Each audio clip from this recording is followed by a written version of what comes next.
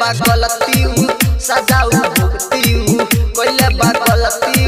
सजाऊ भुगती और फलवो न खइले बा कौन सारावा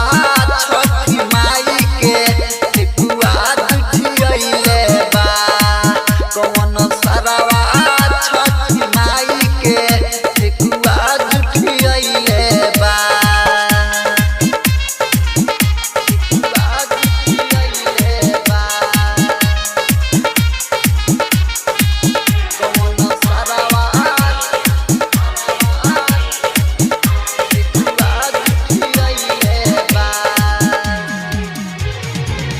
पूजा करला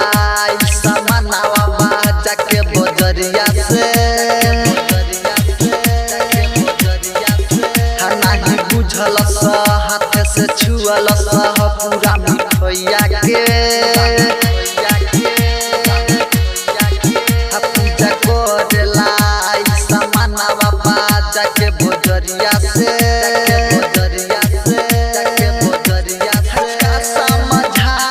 बताई लागे मोतिया धोइले बा कौन सारावा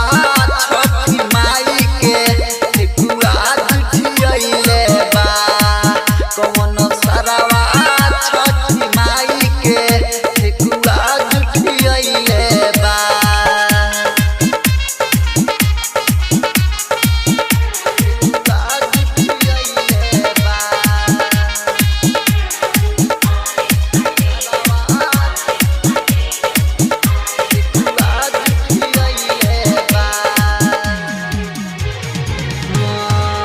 राइटर धीरज गिरी के साथ